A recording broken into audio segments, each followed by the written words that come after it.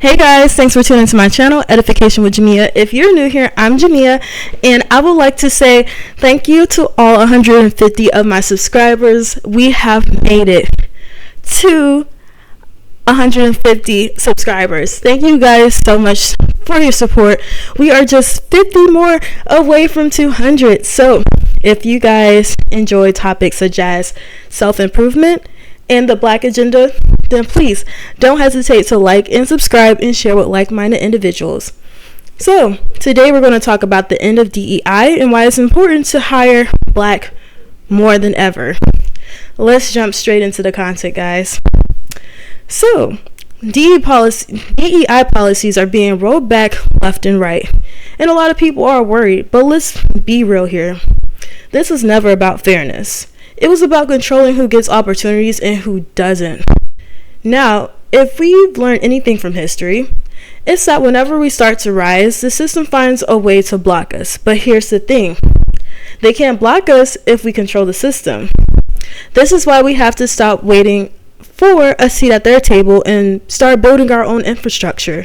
Not just businesses, but entire systems, hospitals, mental health facilities, banks, tech companies, law firms, because if we don't control it, they will, and they will use it against us. We are at a turning point in history. The workforce is shifting, industries are changing, and now without DEI, companies can legally go back to hiring who they feel comfortable with. Which, let's be real, let's be honest, it's usually not us, Black people, or minorities. But here's why this matters even more now. If we don't hire ourselves, no one else will. Now let's be real here, guys.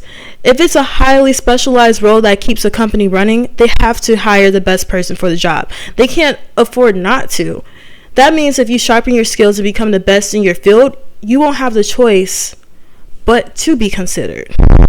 But for those general roles that anybody can fill, yeah, they're probably going to hire someone who looks like them. That's the reality. But that shouldn't stop us. If there isn't a Black-owned business offering the position you want yet, that doesn't mean you stop trying.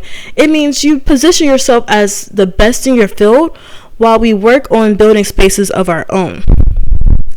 Look at the way the system is designed. This reminds me of the movie I Care a Lot. In that movie, the system was legally set up to exploit vulnerable people just to make the rich richer.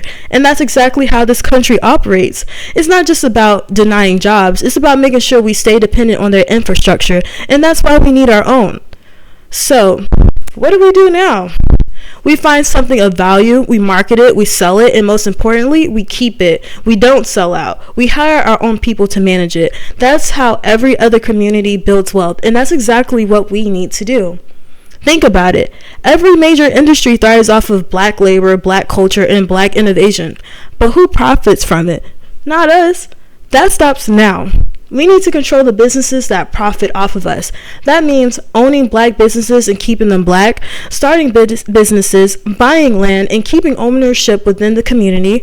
Don't sell it when it's big. Hire Black employees, Black managers, Black investors.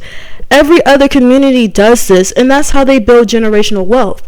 We also must invest in our own infrastructure. We need to build Black-owned hospitals so our people get real health care.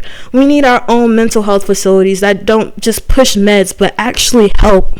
We need our own schools, banks, security forces. We have the skills, we just need to build. And we must reprogram our mindset. The biggest battle is mental. We have to retrain ourselves to think in terms of collective power. Black professionals, doctors, lawyers, social workers, teachers needs to focus on helping our own. No one else is coming to save us. We are the only ones who have our own back in this day and age. So, with owning businesses and keeping them Black, investing in our own infrastructure and reprogramming our mindset, I understand that when we done this in the past, it got bombed, it got destroyed, it got dismantled, but we cannot let that stop us from trying again. We have the history to show why it's necessary for us to do it again today. And what we have to do is put in implications that protect our infrastructure.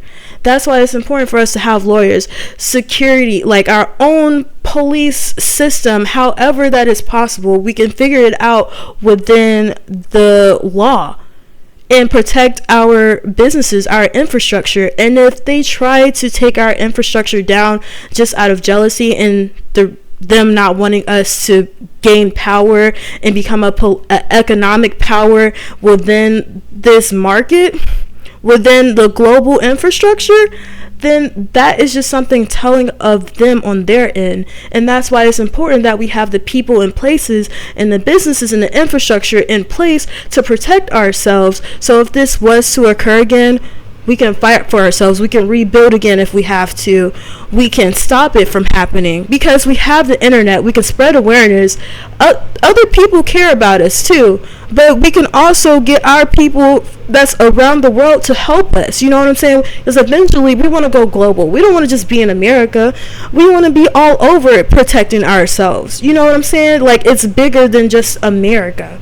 This is a problem all over the globe, but we must start small. We must start community-based. We must start within our city, within our state, within our country, within our continent, within our part of the hemisphere on the globe, and then grow out bigger and connect with the diaspora. That's what it's really all about. Because don't you want your children's children to be able to live the life that they truly desire and not have to keep living in survival mode? I know I do. I know we may not get the benefits of what we're starting now, but at least our children will, and their lives matter as well, and their children's lives matter as well. So we got to start somewhere. We got to really put in that work so that we can make this possible for ourselves, guys. It's so important that we do this. So for me, this isn't just talk.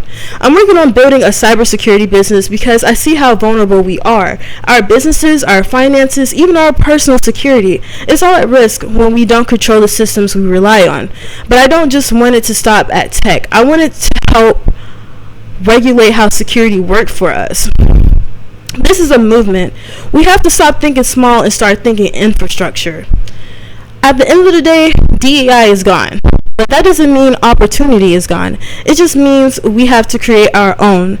If they won't hire us, we hire ourselves. If they won't protect us, we protect ourselves. If they won't invest in us, we invest in ourselves.